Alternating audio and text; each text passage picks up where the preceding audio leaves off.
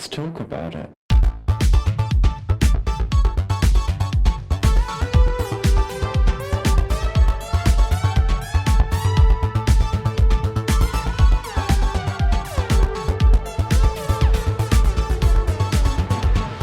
Hello and welcome back to Thicc Radio, the award-winning podcast where we talk about gaming, feedism, and everything plus size. I'm James. And I'm Tim, so let's get into it. Today we're happy to welcome to the show for the first time our friend Dean. Hey, how's it going, guys? Going good, how about you? Doing good. Glad to be here. Good man. Listen, we're happy to have you here, and I feel like we always owe it to our guests to announce when we have visitors from afar. You're currently based in China, correct? I'm an American, but yeah, I've been here in Beijing for 5 years, Suzhou before that, all around Southeast Asia even before that. So yeah, I'm a proper world traveler. Fabulous.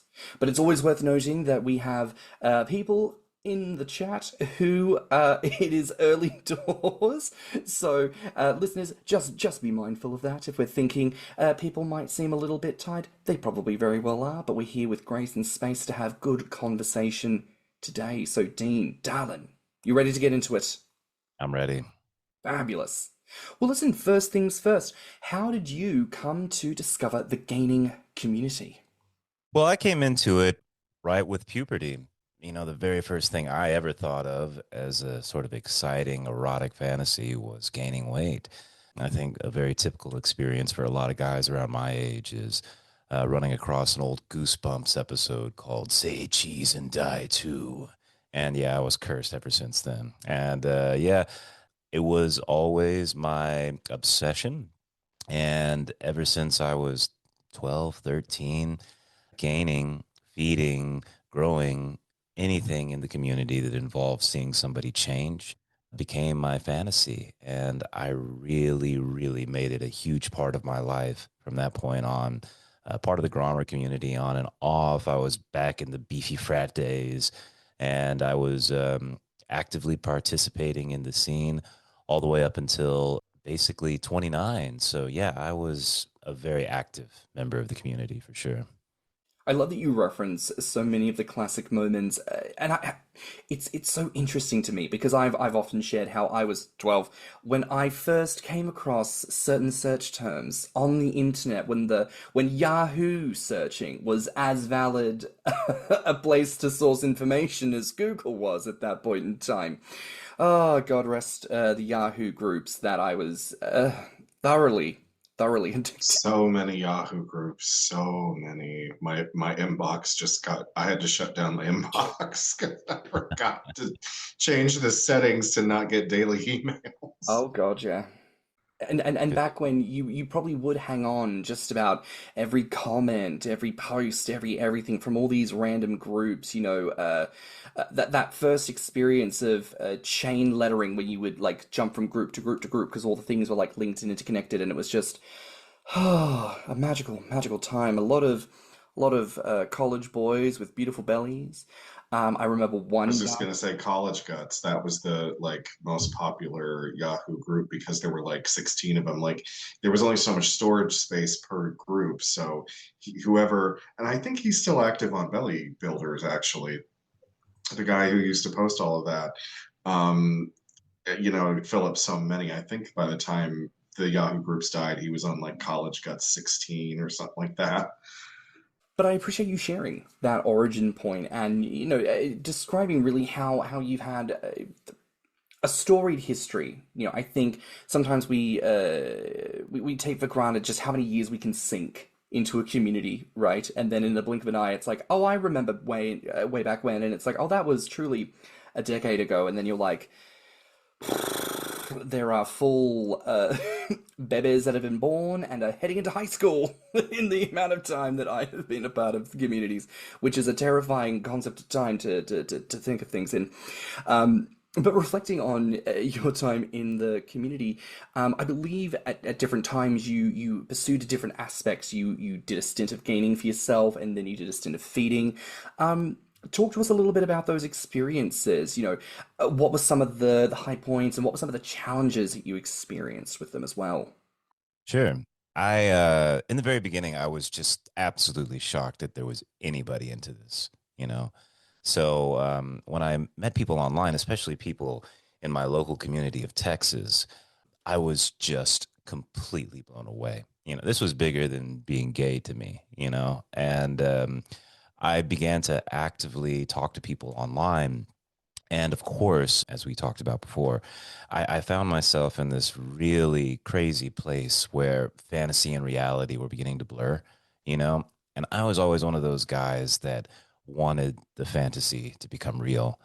And so every conversation on a place like Grommr, you know, you talk to somebody, hey, you look really cool. What are you into? What do you like? And stuff like that.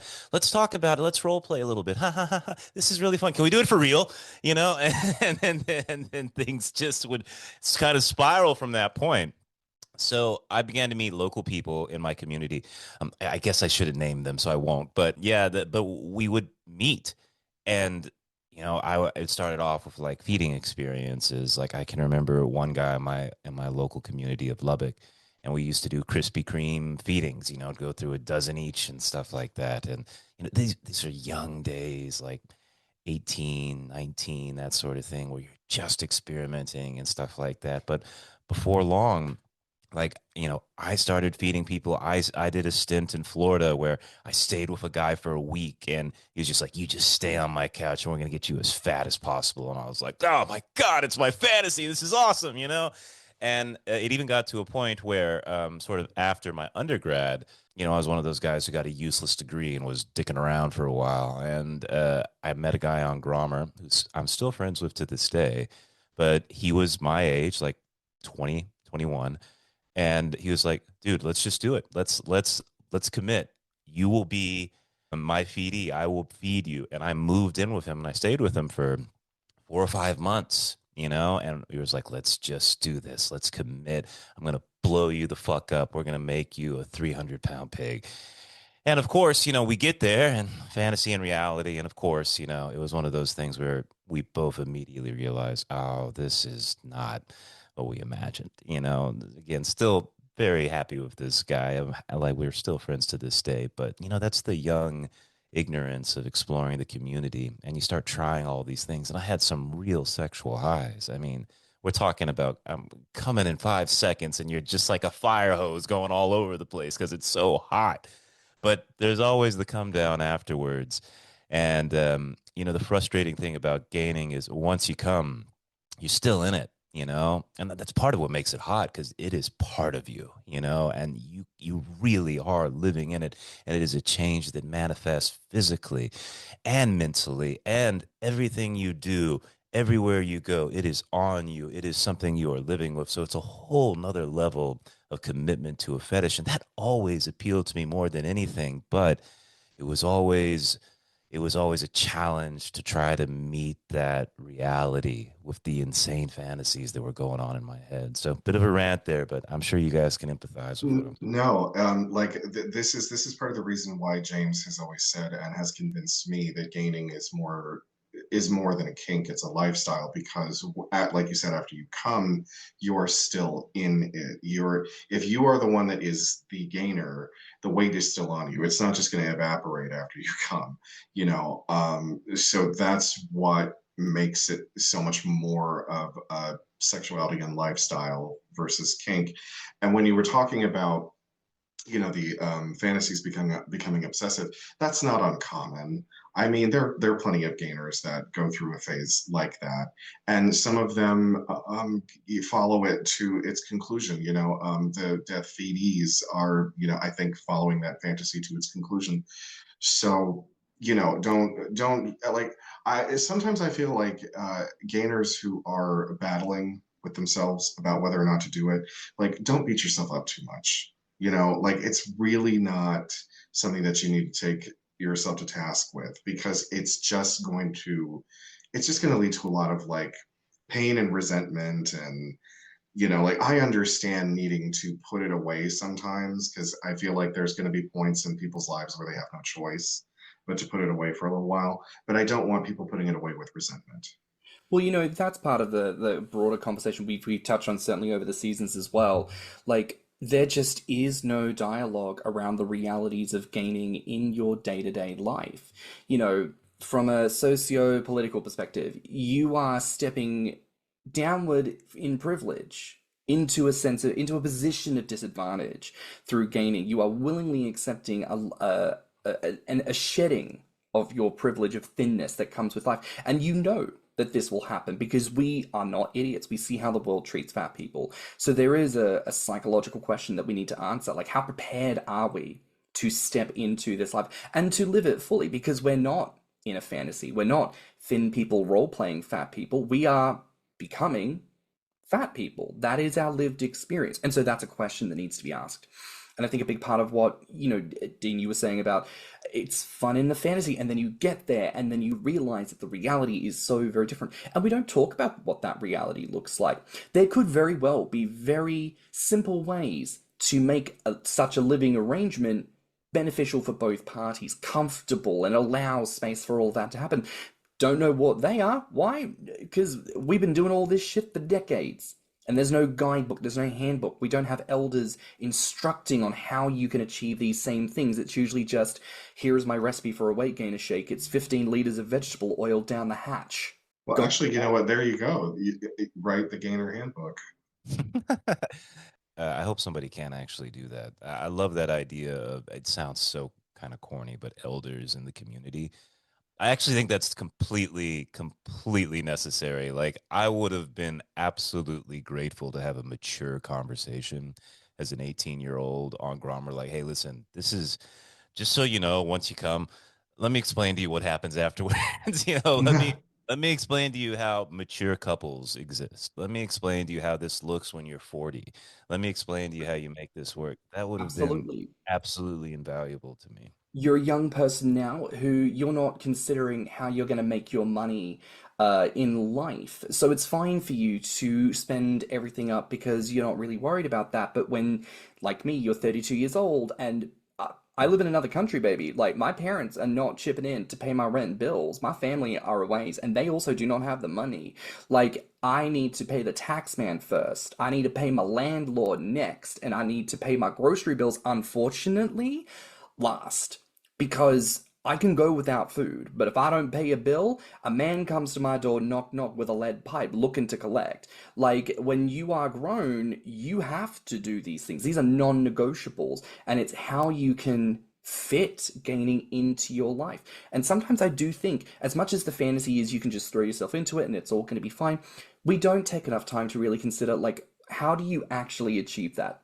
Especially for those of us who start off skinny. I don't have a family or a lived history of fatness to know how quote unquote easy it is to be the ex-jock pig who just happens to magically put on 100 pounds in a year. That's a very foreign concept to my family history, to my genetics, to my budget, to everything. We need to have more of a dialogue.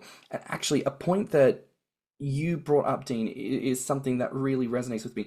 You express like that super intensity that comes from knowing that with gaining, it is a permanent thing. It's beyond typical fetishes where it's a more permanent thing. And that brings to mind a point, Tim. I don't actually know if we've talked about this before, but like, I've always kind of presumed that maybe other kink and fetish communities have this thing of, oh, I have this desire, it's a role play, I'll have it, and then I'll come, and then I get to put it down and walk away from it, and it's all fine. And maybe that works because you can put it down. But with gaining, because you live with it and because of its permanence, I think maybe that does create something different in the sexual zeitgeist, something that is perhaps more potent that we don't take into consideration when it comes to how you deal with the come down.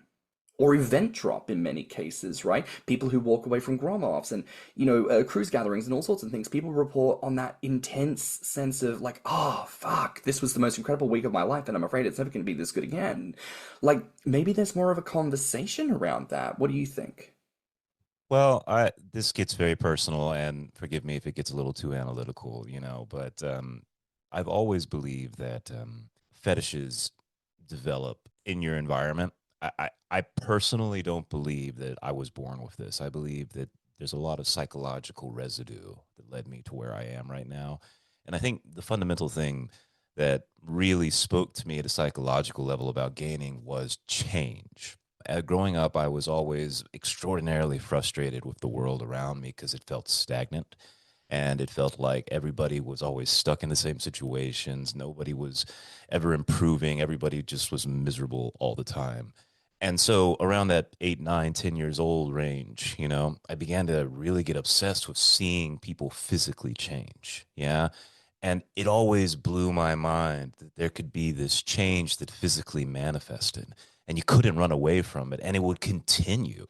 It was this thing where somebody would get bigger and bigger and bigger. And I think there was a real psychological resonance within me that said, oh my fucking God, people can change. And you have to see the change. Everybody sees it. You're announcing it to the world. It's something that is being openly declared and you can't run away from it. The thing about being a feedie in particular, and as I say, I've played with all sides of the fetish. When you're a feedie under a particularly domineering feeder, right, there's this surrender that happens where you are being pushed off a cliff and you're gonna fucking fall. You know what I mean? You're going. And to me, that was the hottest thing. You know what I mean? I can't choose this. This change is going to happen to me. I'm going to get bigger. And that right there, and again, I'm speaking very personally here. I'm not saying this applies to everybody, but I felt like that was me somehow fusing my internal desires psychologically with my sexual development. And through the years, that's something that I've had to sort of wrestle with and try to adjust. Yeah. So again, I'm not sure if that's exactly what you were looking for there, but that's my personal answer for it. I mean, again, that's not an uncommon thing because, like, I think that if it had gone in a different direction, you could have just been into transformation as a Sure. fetish, like, because there's a lot of people who see like scenes of transformation in children's media, and like it doesn't always lead to weight gain. Like some guys really love the idea of being turned into a donkey. So again, not uncommon that it would lead to the weight gain instead. But I think it's a loss of power. It's the inexorable, or what word am I looking for? The not the immovable object, but the unstoppable force, right? It's the unstoppable force of it. And I think probably also because it's weight gain, and I mean, I don't know exactly when it gets programmed in you as a child that being fat is a bad thing. Like, I don't know if we can isolate what age group that happens in, but, like, usually you figure that out really early. So the fact that it's a weight gain transformation, I guess makes it doubly hot because it's taboo. It's like, and it's something that, like, people who are into the humiliation side of it, they get off on the fact that, like, they're bursting out of their clothes and there's nothing that they can do about it. And Right. There's a humiliation, but also a reclamation in the thing. It's something we've talked about this to no end. Like negging is not humiliation kink. Negging is just bad, right? But like humiliation kink, and it amazes me that so many people get this wrong, right? Because I don't even think it needs to be explained. Humiliation kink is, oh, you're saying the things to me that are true, and I like that they're true. It's an affirmation of who I am. When you go, holy fuck, look at the fucking size of you. Jesus Christ, you fat fuck. Yeah, thank you. I am getting fat. Tease me and humiliate me because that's an affirmation of my size. Absolutely, do the thing. I don't think that needed to be expounded upon, but apparently a lot of people get their wires crossed on that. Dean, I gotta tell you, they resonating very much with the origins of a lot of my gaining desires. I always come back to my favorite Warren Davis story, Doughboys. Oh boy. Yep, I'm familiar. Because it's not the first night when they feed him the pizza and then they have sex. It's when he goes home and he's like, I'm not going to turn out like those fat fucking losers. I'm not going to be like that. And he does a couple of push-ups and no, I'm going to have like a healthy shake before I go into work. And then he goes in and it was the guy who was the new guy before him. And he basically just like, little bit by little bit is like, go on, man, you got to try a biscuit. Come on, you got to dip it in the ice cream. Go on, you got to just get your fingers into it. Come on. It's that little bit. And it's that inevitable moment where he's like, he puts his junk in the other guy's hand and the other guy is just like, just give in. That's why you're back, dude, because you want this so much. Just let it happen. And I can never get over that moment because to me that is so utterly true of the core of my gaining desires.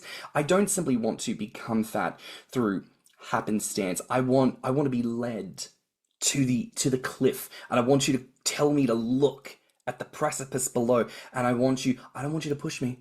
I just want you to whisper in my ear, just jump. I'm gonna do it, and it's gonna be incredible, you know? So I feel you. Yeah, and I can really empathize because I know exactly what you mean. And also to kind of expand upon this further, I'm a whore basically. I've had plenty of sexual experiences in my life. Oh, good. I'm But not the only whore on the chat this time. but I've always been super open-minded and experimental and stuff like that. And I've had encounters in like the BDSM world with total civilians and stuff. And I've been to this same moment, where it's not in the gaining context, but it is in that BDSM context. And I'm like, I've been here before. I know exactly what you're talking about, like this, you want to get me over the cliff. You want me to surrender for a bit, and it is this human turn on. And I've seen it all over the world in different manifestations. And I just think it's just part of, I guess it's just part of who we are, And yeah, life is dealing with it. But I'm curious, so just to take it back a little bit, you had mentioned earlier in the episode how there were times in your life where you had to like step away from gaining. What led to that? What caused you to have to step away from the community? Sure. So I told you guys before, I am, and I feel it's important to admit this. I was the worst kind of Grommr person, who, I show up for a few weeks and message wildly, and doing role play sessions and jerking off left and right, and then disappear, saying I'll never come back again. And then 3 months later, I come back. This was my relationship with Grommr for 20 years. So yeah, it's not exactly healthy. I am one of those people, one of those lurkers. So I am embarrassed to admit it, but it is true. With that said, I was always frustrated because my my sexual highs never reached the levels that it could with gaining, you know. And it got to the point where if there was not some kind of weight gain element, and it could be anything from, feedy feeder, I experimented with vor, I've played with furry shit, like anything that's going to lead me to an adjacency to the gaining world. I don't have that element. I couldn't come, you know and as somebody who travels all over the world, yeah, I just kept finding myself in these sexual situations where I couldn't come. I just couldn't find sexual satisfaction.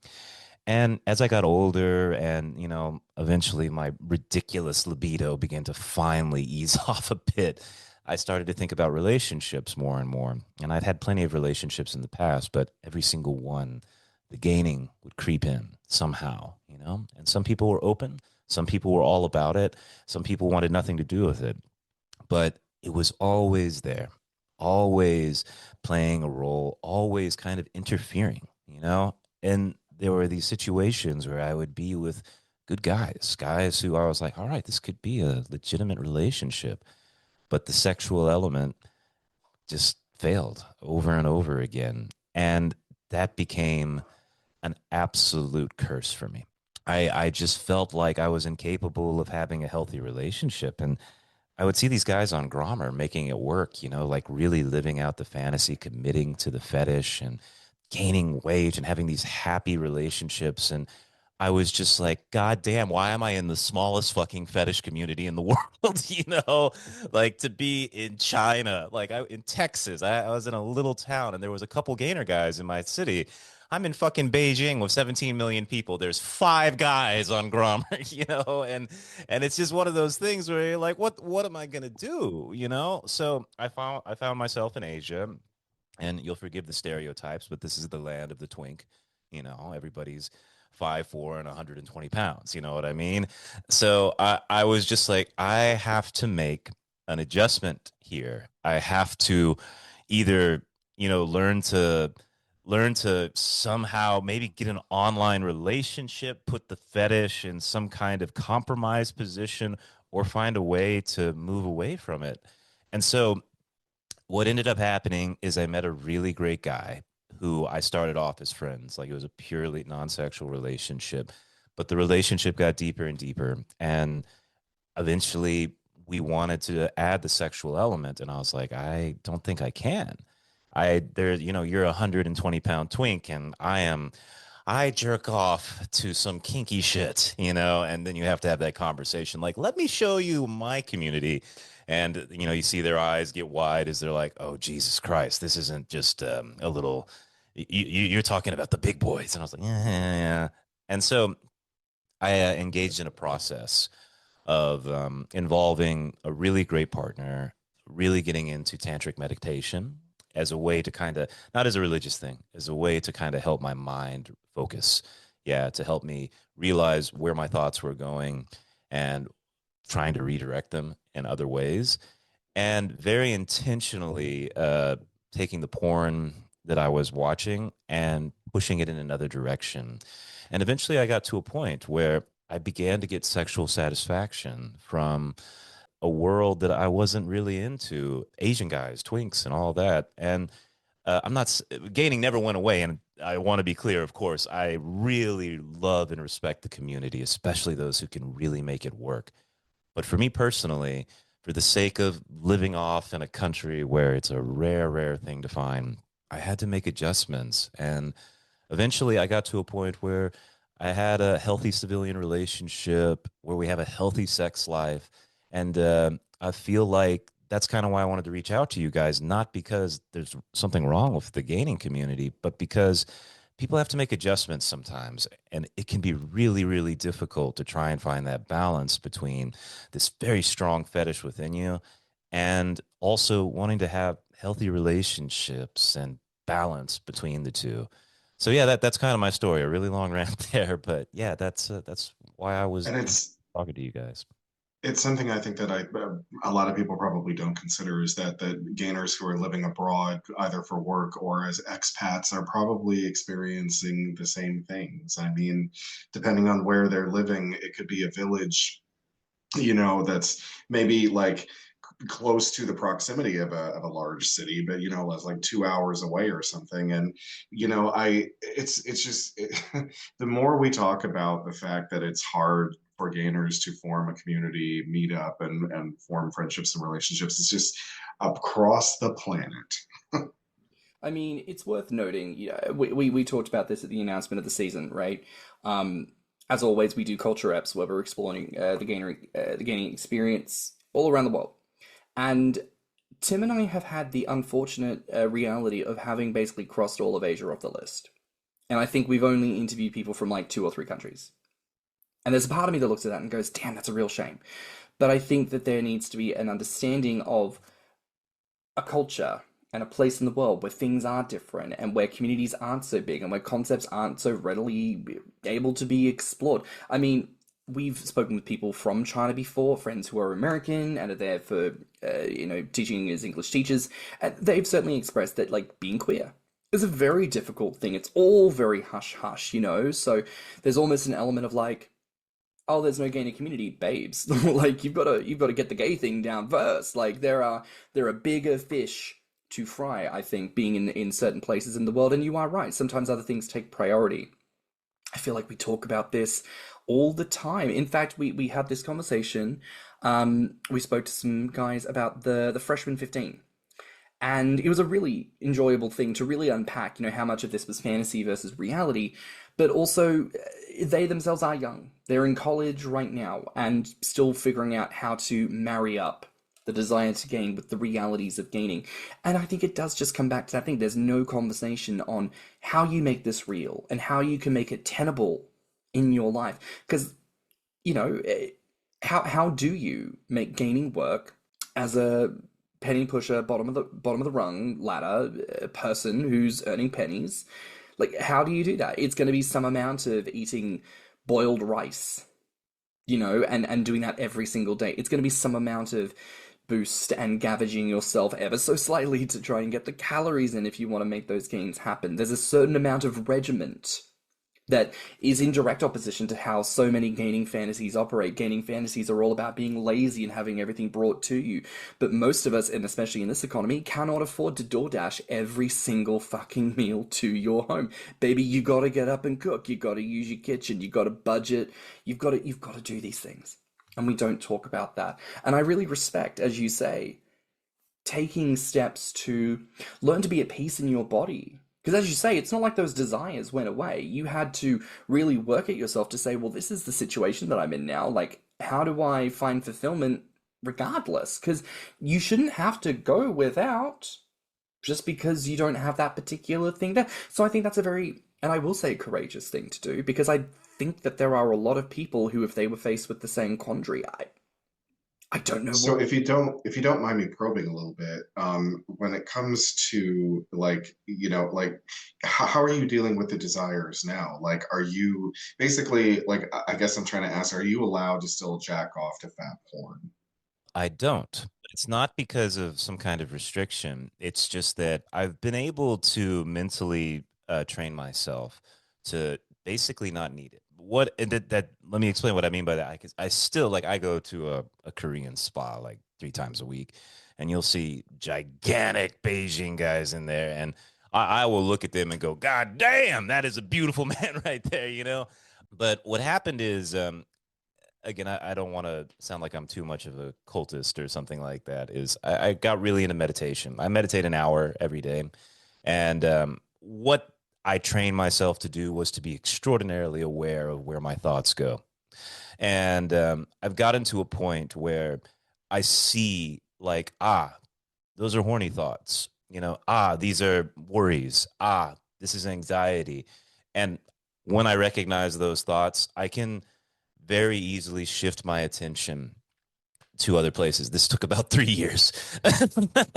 You know what I mean? Like it was not I don't easy. know if I could achieve that in the rest of my life. It took a long, long time of literally just sitting on my ass every day and doing tantric meditation. Again, don't want to sound like a cultist, but that got me to the point where I could just very clearly see like, oh, this is me as an 18-year-old being horny as hell and desperately wanting a fantasy to be reality, you know? And with that sort of the ability to recognize those thoughts, I was able to say, oh, yeah, it's a fantasy. And I've got this real world in front of me right now. And there's a lot of good things in it. And I should shift my attention there. So that's sort of where I found my healthy side, you know? I still absolutely, my best friends come from the gainer community. I'm still to this day talking to guys when I was 18 years old that I was talking to on Grommr. You know what I mean? And I certainly don't want to take away from people who really do find the balance in gaining. I believe it is possible, but there are those guys like me who have to find alternatives. You know what I mean? And I feel like it's important to at least talk about it, you know, so that Do people you know. foresee a future where you won't have to do that anymore? Or Right. So I'm happily married, and my partner is not into the fetish at all. Like not, he does not get it. He's like, I love you, I appreciate you, but you know, this is not my thing, you know? And I'll put it to you this way, as important as the fetish was for me sexually, the life that I found with my partner and sort of the maturity that I've found within growing as a gay person in a relationship has given me enough satisfaction where I feel like I don't need the fetish to be a complete person. Um, Mm. again, not judging people who do find that genuine satisfaction and stuff. This is only my own personal story with it. No, but that's also the thing of it, right? Like, I've talked about this before. Sometimes it feels like within gaming, we become so expectant and so insular of our very specific fetishes and fantasies that so many people will rock up to a conversation and go, "Hello, I'm into this. I just expect that you are also into the exact same thing and you will want to fulfill it for me in the way that I have decided that it works in my brain. There'll be no discussion, there will only be action." Right? And that's also something I'm often on the receiving end of. I will post on Instagram, for example, because part of how I have learned to get into getting my calories in is to make very tasty meals, larger portions, but very flavorful and calorie dense. And then I found a way of, finding joy in just plating it up a little bit more nicely, and then I'll serve it. And then at one point I was like, fuck it, I'll take photos. They look gorge. Why not? And so I'll take a photo and I'll put it on my story, and every single time, without fail, there will be some gainer who I do not know very well, who will be in my DMs going, "Oh, I can't wait for you to feed me like that." One, I'm the fucking gainer. That's not ever gonna fucking happen. You selfish little mongrel. No, and it arcs me up because I go, oh, there's no thought into that. You just saw this image and you just immediately went, oh, this must be for me. And it must be a fulfillment of my particular sexuality. And it's just not the case. There's 7 billion plus, or I think it's 8 billion people in the world. How many is it now? I've lost count. A lot. A lot of people. There's a lot of bitches in the world. And even if every single person on the planet was sexually into gaining, that would mean that there would be 8 billion different ways that gaining works out for every individual. And sometimes that means that your chosen vocation, your partner, the town you live in, the money you earn, all means that you are going to be able to gain more easily, more comfortably. You're going to be able to have it become fused with so many different aspects of your life. And for a lot of people, that is not necessarily the case. In a number of our dating episodes, Tim and I will talk about how we are similarly partnered with civilians. Thankfully, civilians who are aware of it, do not judge it, do not, get in the way of us pursuing it, which was part of all those conversations. People, go and listen to those episodes, of course. But, that's who we, by chance, have encountered. And through the process of dating, we're able to have those conversations, come to those conclusions, and go, great, we can move forward from here. And then people will ask the question, well, how do I find that relationship for myself? You've just got to go out and look. And sometimes it is a case of deciding, and weighing it up, ironically, weighing it up. What is more pertinent to my needs in a relationship? Is it the perfect fulfillment of gainer things? Or can I get that elsewhere if it's really a non-negotiable, but I really like this person? Who are they? Are they a polyopen type person as well? It's almost like different strokes for different folks, and no one solution is the same for everyone. And actually, we need to hear all of these different thoughts and perspectives, because much like you sharing this here on the podcast, could be the very first time that anyone listening had ever considered the possibility of living a life away from gaining infetism. And we always make a point on the pod, we're not trying to eschew anything like that. It's like when we talk about health, we're not trying to yuck anybody's yum, but for fuck's sake, let's talk a little bit about your sustainable gains. Let's talk about how you take care of yourself in the midst of this process. You're human in the midst of all of that. And what I love about what you're sharing with us is this very human pursuit, not of a particular desire, but just of your own joy and happiness. For a big part of your life, it was engaging with gaining in a very direct and active way. And these days, it is a more removed from. And I think that's totally fair. Well, thank you so much, Ben. I just want to say I genuinely am a fan of this podcast, because I really do think I will not dare call you elders, but you always say leaders in the community, and I really do think you guys are providing an extremely important role, not just for our community, but to me, the thing that this celebrates is openly talking without judgment, just having a conversation. And I cannot tell you like how absolutely essential it would be for me as a young man, like back in 18, 17, just hearing people talk about mature ways of dealing with the fetish. Like you both shared about your partners and about the state of your relationship and how you found balance with it all. That's essential information, because when you're a kid, all you can think is, my dick is hard. What do I do? Yeah, young, dumb, full of cum. But I mean, there's really, what can you do about that? It's lived experience that brings wisdom. And, not everybody gleans the same lesson from things that happen to them. And like you had asked, how did I reach that level of maturity? And I said, I don't think you want the answer, because the answer is trauma. But, it's that lived experience that has gotten to me, and when you're an old whore, you can't judge people. So, but also to that point of experience, and again, I reflect on this freshman 15 episode we did. I think there was a point in the conversation where, it was interesting. Obviously, they had both expressed, like, we're not going to college just to have the freshman 15 experience, but obviously it's in the back of your mind where you're like, well, how is this going to work out? But the reality is, They couldn't fucking ask anyone about that because before they went to college, they were minors. They can't be on platforms asking questions of people like, hey, has anyone in this community gone to college? Is freshman 15 legit? Right. Like, no, they don't have that. Their only source of reference is anything they can glean online. And within the gamer community, the only source of information is the extensive catalogue of fantasy fiction that we read and write. And because no one's here to offer any temperance to that, we have no other recourse of judgment. All we can do is look at that and go, well, no one said this isn't true. So maybe there is something to it. Maybe it's based on experience. And this is something I come back to with this podcast. Like, we're not trying to talk to any kind of grouping of people in particular, but I would love to think that if anyone out there, regardless of age and disposition, is thinking to themselves, I have real questions about this and how I can apply this to my life, I'd like to think that they can listen to the podcast and actually get some answers, you know? I'm curious, have you guys had a pretty good experience in the community? Meaning you found good, mature people, and I am curious which way it leans. I just, me and the partner, we just watched. We're a little behind here in China. We just watched White Lotus. You guys know this show? The first season, there's this gay Australian guy, and to me, he is the worst kind of gay because every conversation gets to like creepy touching and he's pretty slimy.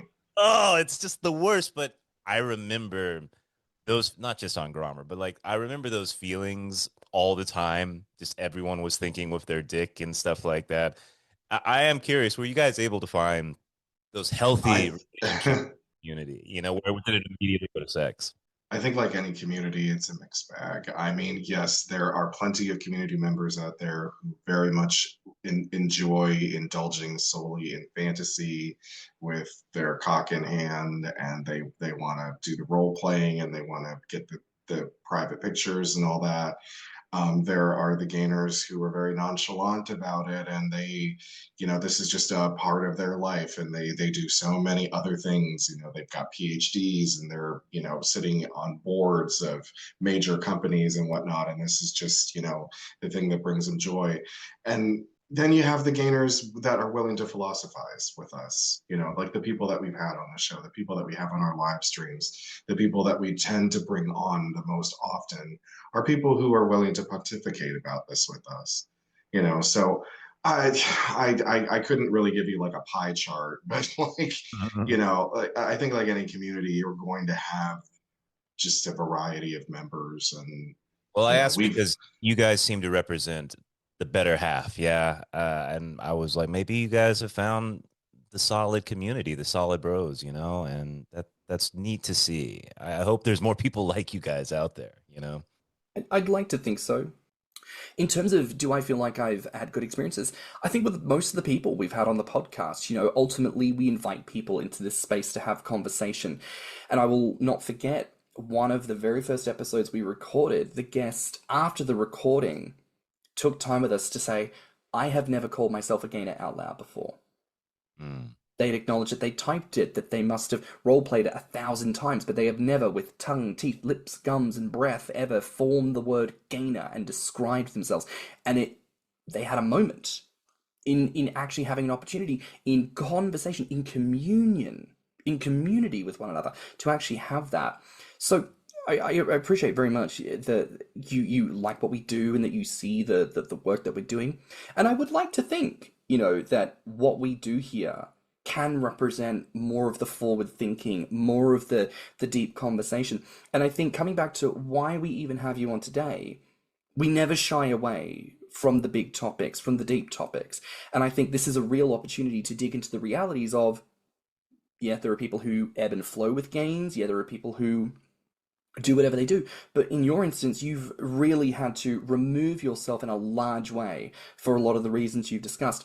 And I think, as we talked about before, most people don't give themselves the opportunity to think, what would life look like if I actually stepped away from this? So I want to thank you for being honest with us here on the episode, but just reaching out and being willing to have the conversation, because I really do believe that there are people who will listen to this and it will actually dawn on them for the very first time, oh, there could be more to my life. And it doesn't have to be about saying that gaining is bad. It could just be about saying that gaining is a no, maybe for now, but maybe it's a pause, or maybe it's a something, and we'll come back to it perhaps. But for right now, we put our eyes onto something else. And I think that's And something. you guys are having the conversation at the vanguard of it, you know, and I really do think that that is the medicine that the world needs. You know, and I'm not saying that to be idealistic. I genuinely believe it to be true. I work in China with in a college here and stuff like that, and I deal with the most repressed gay people you will ever meet. You know, because I'm very open about my sexuality, just because I want them to know, like, hey, listen, it's not something. I'm not, you know, I'm not exactly, you know, on the Richter scale of flaming gay guy, you know, but they know that I'm a gay guy, and they come up to me and they're like, you would admit this, you would say this publicly, and because I am too. You're the first one I've ever told, and stuff like that. Because there's no conversation, that people aren't willing to at least talk about it in an open, relaxed way, you know? And fetishes to me are the next frontier. You know, in the same way that people didn't used to talk about being gay, I feel like fetishes are the next thing people need to be comfortable talking about. Because when you do talk about it, I believe you grow. I believe that you start to become more familiar with yourself. You start to become more comfortable with yourself, and you start to make mature decisions about what you need as a person and the compromises you need to make as a person. So, again, you guys are at the vanguard, and I'm super happy to be a fan. And I hope that I can keep listening to more and more episodes, you know? Well, thank you.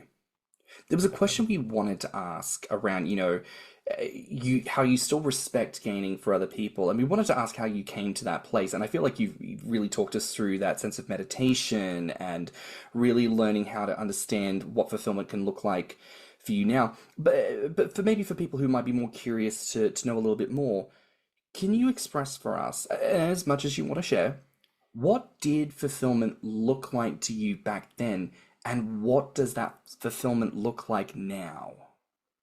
I would say my highest fantasy was the genuine lived in gainer experience. Yeah. I always imagined a dominant feeder who would control my life. Like the guy I moved in with a long time ago, he was an engineer, and he had that engineering brain. And one of the things that got me to go move in with him is he made me a schedule, and he was like, okay, this is your day, 5,000 calories. Here's your little W snack for the morning. And here's what your breakfast looks like, and your lunch looks like, and your dinner looks like. And I was like, oh my God, this is so hot. You know, like that sort of, we're going to weigh you on this day and do this and all that. And it was this complete surrender, you know, where I was going to be his experiment, you know, and that very extreme fantasy of, like, you know, I'm going to live with this guy, and he's going to make me into a huge guy. You know, I'm 5'6". I'm a little dude, you know, and I was always about, like, I need to be 300 plus, you know. I remember there was this gainer on Grommr. I think he's still around, in Sea Belly, North Carolina. He was the same age as me, and he did it. Like, he was a little twink and got massive, like absolutely massive. And I remember thinking, that's me. That needs to be me. This is my purpose. This is everything, you know? And that fantasy became my obsession, you know? And again, getting back to that theme, like the fantasy and the reality, they were always in conflict, you know? For me, it wasn't an issue of money. It was an issue of, you know, you do these crazy things, you come, and then immediately oh shit, what am I doing? Oh my God, you know, and also just you're with a person who's you click with sexually, but that doesn't necessarily mean you click with them in a relationship, you know. And like, for example, this guy that I lived with, a very nice guy, I am still friends with him to this day, but we had no business being in a relationship, you know, like we were absolutely polar opposite ends of the spectrum when it comes to personalities, totally different interests, totally different values, totally different beliefs and stuff like that. But we had this fetish in our community so small, so make it work, you know? And you know, those fantasies were extraordinarily powerful. And when I tell you, like, I used to come, like, I mean, I'm talking, I would hit the ceiling with some of these experiences, you know? Um, and Lucky bastard. lucky bastard. I know. I consider myself very lucky. But again, nowadays, I just feel like my fulfillment is really about I don't want to sound too cheesy here, but love, I have somebody who I genuinely love, and I feel like together life is better, and that, the experiences like having lunch together or walking the dog or, driving to the store, suddenly these things just feel better than they were. And that level of satisfaction and contentment, although it's not sexual in nature, we still have sex and stuff like that. And to be clear, the sex that I have now it's not the same high. It's not. I want to be very clear about that. But there is satisfaction and there is contentment where I can say, all right, I feel a happiness here. So yeah, the definitions of that fulfillment and contentment changed, but I think that's true of everyone. The older Yeah. you get, things That's just only natural. That is only natural. I mean, like you said, like you're not that far behind me, and you reach a point where that seems to be the thing that you're going to think about. And arguably, growing up in a heteronormative society, being programmed to think that way, it's hard to get around that or past it, whatever. Like it wasn't the route for me, but everyone's got to find their own thing. yeah. Something that I reflect on is I think what ironically really kicked my gains more into gear when I was younger. Because I think, like a lot of people, I spun my wheels for a long time thinking, how do I really make this happen? I don't feel like I can make these things happen. And I've certainly spoken to an extent about a lot of my intersections where I find things more challenging to actually make them come to life, right? But ironically, it was the kink community in my hometown. Someone had made a point around the pursuit of kink, with Shrek and Fiona as the example. Fiona is this iconic princess because in the version of reality where no one came to save her, she had to fight her own way out of that castle, and she had to be her own rescuer. And she had to go and live life on her own terms. And I think about that with the pursuit of gaining. For a long time, I spun my wheels because really deep down, I thought of it through the lens of a relationship. I thought of it through the lens of, I need to do this with someone. I need someone to actualize the gaining with me. Because without another person, how could I possibly do this on my own? And it came to that point of going, you have to decide if you're going to remain in the tower or if you are going to go out there with whatever you fucking got on hand, pots and pans, and slay the dragon yourself and get out there and be free from this entrapment. And for me, that was the moment where I went, okay, I can now figure out what I need to do. I can't wait for someone. I need to figure out how to do this on my own. And May I that ask you about that? Because that was a very big struggle for me. I could not face it alone. It was impossible for me to think of gaining outside of the context of a relationship. That was part of it for me. Did you find satisfaction, like contentment, when if there was a period where you were on your own? I'm very curious about that. absolutely. I mean, satisfaction for me has never looked like the fantasies. But I think something that has always kept me grounded is the question of, well, what is reality? What is the reality that I live in? What can I experience? And so through that lens, I open myself up to kind of, not to say anyone and everyone. It's not like I'm getting fucking offers out the wazoo. But certainly when I've had people who are like, look, if maybe we'll go to dinner and get a bite and, we'll keep it chill. And then if we feel like the vibe is there, maybe come back to mine and maybe we'll do a little belly rub. Maybe we'll make out a little bit and just, hands will be in places. And I'm like, sure. Like, let's just see what happens. Let's remove the expectation of fulfilling all of these fantasies and actually let me just meet this person and then just take it one step at a time. Because there are plenty of people who I met up with the idea that potentially we might have a little dalliance, but through the nature of conversation, baby, we're sisters. We're aunties, we're girl pals, more than anything else. This would never work. And that's totally fine. I've now found another good friend who I can have a coffee with, and people who I can have my good old time with having a coffee and cake without any of those further expectations. Because I also recognized that that was also a fulfillment that I needed. And that's a point I've spoken about on the podcast before. We're very good in the gainer community to talk about how you can fulfill your sexual needs. What about your emotional needs within gaining? What about your psychological needs, your spiritual needs? What about all of the holistic ideas around what makes you a full and complete person? How do we address those needs? And I think if more people took time to consider what that might look like for themselves and made efforts and strides in different directions to try and spider out a little bit, It's kind of an all eggs in one basket situation. If we only ever focus on the sex and the sex isn't being fulfilled for whatever reason, then we go, oh, well, 100% of what I want is currently going down the gurgler. But if we make efforts in different areas and we go, well, maybe my gainer sex life isn't kicking off the way I want it to, but I've got good gainer friends. I've got a bestie because of this podcast. I'm fucking chuffed about that. I'm very lucky to have Tim. I think you need to have some lecture series on YouTube about this. Yeah. I think that would be very helpful. Genuinely. Yeah. I mean, the podcast format's great, but what you just did there, I was like, yeah, Sunday morning, let's get you at the pulpit. I think that's the message that needs to be heard. He's always ready for a TED Talk. I was about to say. Yes, tune in to my new YouTube series, Fed Talk, starting this, like, I love a pun. It's all there. But also, as a reminder, y'all, I am writing a book about this shit. I am, and I know it's... Wow. Yes, I'm writing a book about gain. And people are like, oh, what are you writing about? Gaining. And they're like, oh...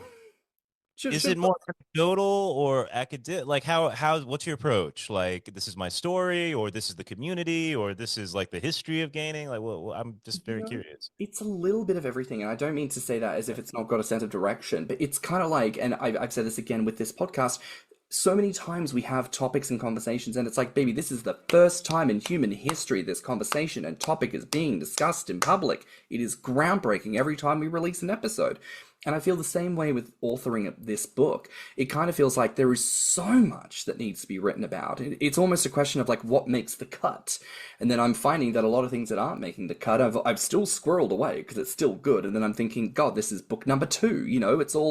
It's all still there. And it's a question of like, what kind of makes it in? But as a focal point, it's very, what is gaining?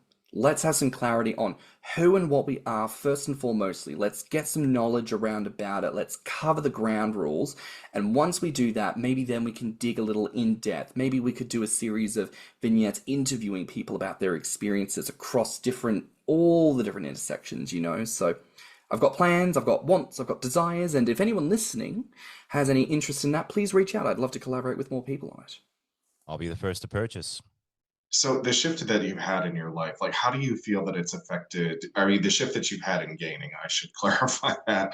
How do you feel that that's had an effect on your broader life? I honestly feel happier because, again, not because of the gaining, not the gaining itself. It was just the idea that I was able to put it into an appropriate box. I didn't feel like it was controlling me. I feel like I got to a point where I could use it with satisfaction, unlike what James was just describing there. My expectations determined everything, with the gaining. All I could think about was what is going to happen to me.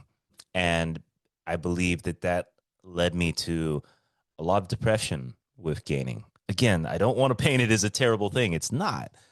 But for me personally, because I was so locked in the fantasies and so obsessed with the expectations, it led to me never being satisfied with what I had right now.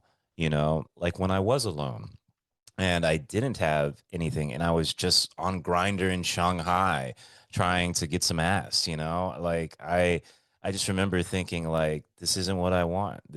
I want to be fast. I want to be huge. I want to do this. I want to do that. And it just didn't line up with my reality. But now I'm to a point where I feel like I can accept reality and be very content with it. And I still love big guys, and I will always love big guys. And you know what? Like my partner, who is a 135-pound twink, right? He just put on a little bit of weight, and he's like, oh, I don't know how I feel about this. And I was like, I love it. It's fantastic. Yeah, this is great. And those 5 pounds, I love those 5 pounds. Those are the best 5 pounds you could imagine, and there's little victories every day. And because just like he was saying, I think moving away from the expectations and getting to a place where you appreciate what you have, and you appreciate the little joys and the little expressions of gaining that can pop up in everyday life, I think that makes for a much happier relationship with the fetish and me a much happier person. I think in the broader context, it's a conversation point that comes up with fat liberation at times, because I think people will question, if someone loses weight, is that them eschewing fat liberation? And no, the answer is no. You can lose weight. You can get scrawny, skinny ass as hell and still be a fat liberationist. That's not a problem at all. The problem comes in when you utilize your new position of privilege as a slender person to then suddenly say, oh, well, everything that I was talking about back then was bullshit. Now I'm stepping into the reality of fat people are dumb and lazy, right. And, I think when people consider the idea of like stepping away from gaining, they think it's the same thing, where people are like, I no longer gain because gaining is bad for you and it's killing you and it's a rotten, horrible thing. And you're not expressing any of that at all. It's expressing the reality. It's not I would say, maybe from what you're saying today, it's less of a step away from gaining and a step towards broader fulfillment. And Yeah. it just so happens that that broader fulfillment, at the very least, for right now and the journey that you've gone on, doesn't include that. At the very least, in such the personal way, which I think is totally fair. And I really do hope that listeners, this is really the, at least from my end, this is the takeaway for me, that there's more under the sun. There's joy that can be found in a multitude of things, and not just gaining. And I would like to ask, as we begin to come to the end of the episode, like, what do you want folk to take away from your experiences? That there's options. Yeah, I know what it's like to be so locked into your fantasy that you feel like that there's only one way I'm going to be happy, and that's 500 pounds and being immobile in bed.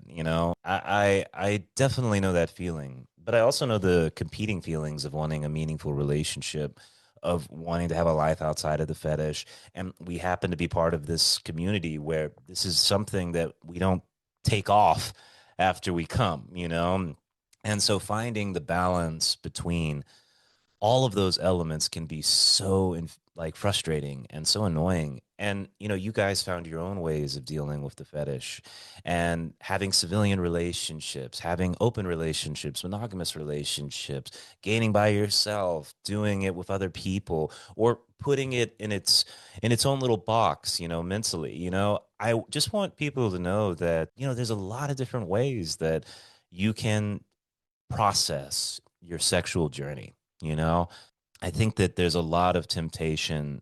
I think that when we kind of moralize things, I think that a very sort of a 21st century mindset is you just 100% embrace who you are, and you just go balls to the wall, just on fire. And some people, yes, they can do it. They were born to do that, But there's other people who have to be more subtle. They have to be a little bit more, take small steps, And I was one of those people who couldn't go balls to the wall, even though I really had a desire to, And just because I didn't have that full on perfect Grommr experience didn't mean that I didn't find satisfaction in the end. And so that's basically that's why I reached out to you guys, just so you know. They didn't find me. I was the creep who was like, hey, can I come on your podcast that I'm a fan of, because I wanted to express that, especially after listening to a couple recent episodes, that, there's multiple ways to approach this. We're all on the same mountain, but there's different paths to the top. So that's pretty much it. Yeah. Love that expression. I think I might start using that actually. And but thank you for reaching out, because I think I expressed to you the first time that we spoke, we don't get a ton of people that do that. And especially people who come with concepts in mind and come hungry to talk. So thank you for reaching out, because I think that this was an incredible conversation. I think this might actually end up being a pretty popular episode, because this is the first time I think anyone has ever talked about this particular situation. Yeah. Well, I hope you guys keep growing. Genuinely, I think this is a great podcast, and I hope it gets popularity even outside the community, because it's genuinely a great dynamic between you two. But no, thank you, honestly.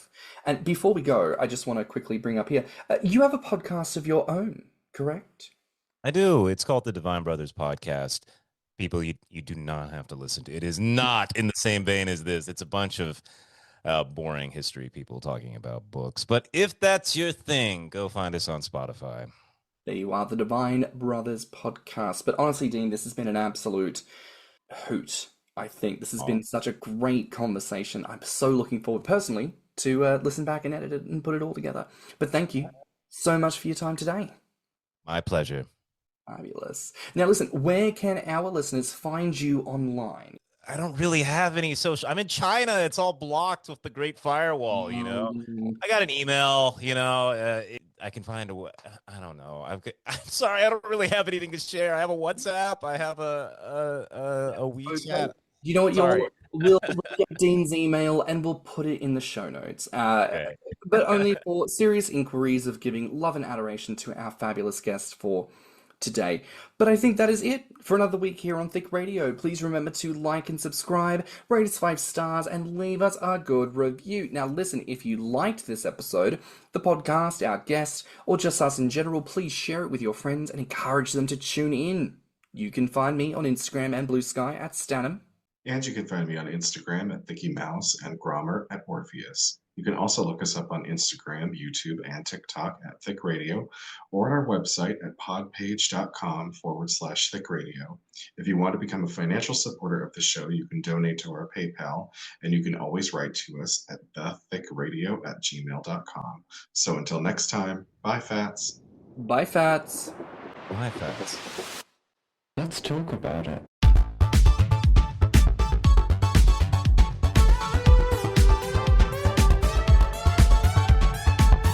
Thicc Radio is a Spotify podcast. Artwork, media design, editing, and production by James Heinzen. With original theme music by CYMK.